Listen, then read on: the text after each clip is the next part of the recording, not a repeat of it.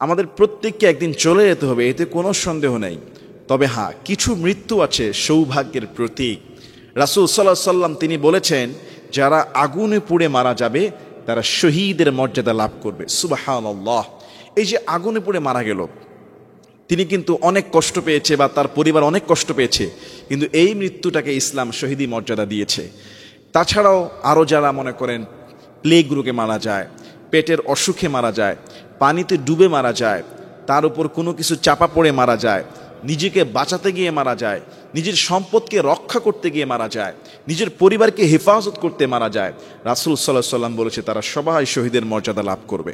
সুবহানাল্লাহ। আর প্রথমত তো যে শহীদ, যে ইসলাম কায়েম করতে গিয়ে, ইসলাম প্রতিষ্ঠা করতে গিয়ে আল্লাহর রাস্তায় যিনি শাহাদাত বরণ করেন তিনিও শহীদ। এটা হলো প্রথম শহীদ। তার বাকি অন্যান্য দুর্ঘটনাময় যেই মৃত্যুগুলোর কথা বলা হলো, তার মধ্যে একটা হলো আগুনে পুড়ে মারা যাওয়া। আমাদের আগুনে দগ্ধ হওয়া অনেকের জন্য ব্লাডের প্রয়োজন ছিল।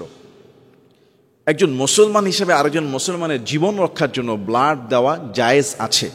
কেননা আপনি যদি তাকে ব্লাড দেন, আপনার শরীরের কিন্তু কিছুটা ঘাটতি হলো, কয়েক মাসের ভিতরে এই ব্লাড আবার তৈরি হয়ে যায়। তাই সাময়িক ব্লাড দেওয়ার কারণে একটা ভাই যদি উপকৃত হয়, তাহলে এটা অসংখ্য অসংখ্য ভালো একটি কাজ আপনি করলেন।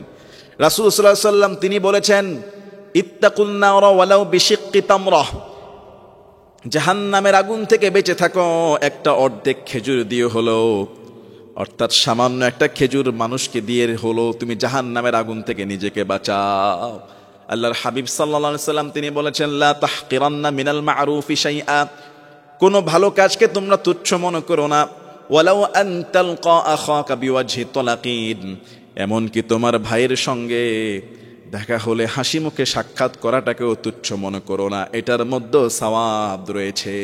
সুবহানাল্লাহ। এজন্য মানুষকে ব্লাড দেওয়া, মানুষের বিপদে রক্ত দেওয়া, এটা অত্যন্ত একটা ভালো কাজ। কিন্তু সবচেয়ে দুর্ভাগ্যজনক বিষয় হলো, এই রক্ত দেওয়া নেওয়া নিয়ে কিছু প্রতারক বের হয়েছে। রক্ত দেওয়ার নাম করে রুগীর কাছ থেকে ওই বিপদের সময় অনেক টাকা হাতিয়ে নেয় ভাড়ার নামে, যে আমি আসতেছি 100 দেন, 200 দেন, 500 দেন। যদি আপনি ব্লাড বিক্রি করেন, সম্পূর্ণ হারাম। শরীরের কোনো অঙ্গ প্রত্যঙ্গ বিক্রি করা যাবে না। রক্তটা আপনি সাদাকার নিয়তে, ভাইয়ের কল্যাণের নিয়তে আপনি দিবেন।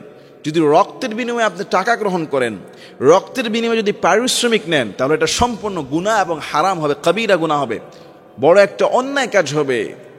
কিন্তু যদি রোগীর পরিবার যদি আপনাকে জোর করে বা তার ভিতরে আন্তরিকতার থেকে আপনার সেবা করে, মনে করুন আপনাকে সে কিছু ভাড়ার টাকা দিয়ে দিল, আপনি নিতে চাইলেন না বা দাবি ছিল না, কিংবা আপনাকে একটা ডাবের পানি খাওয়ালো, স্যালাইন খাওয়ালো, একটু বিশ্রামের ব্যবস্থা করে দিল, সেটাই যদি আন্তরিক হয়ে যদি করে, আর রোগীর পরিবারের সামর্থ্য থাকলে আমি বলবো এটা করা উচিত।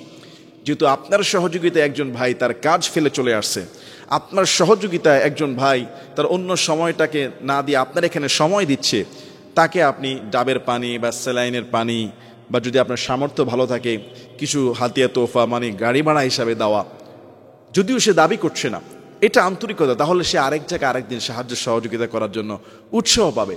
আল্লাহ তাআলা আমাদের সবাইকে বুঝার এবং আমল করার তৌফিক দান করুন। আল্লাহুম্মা আমিন।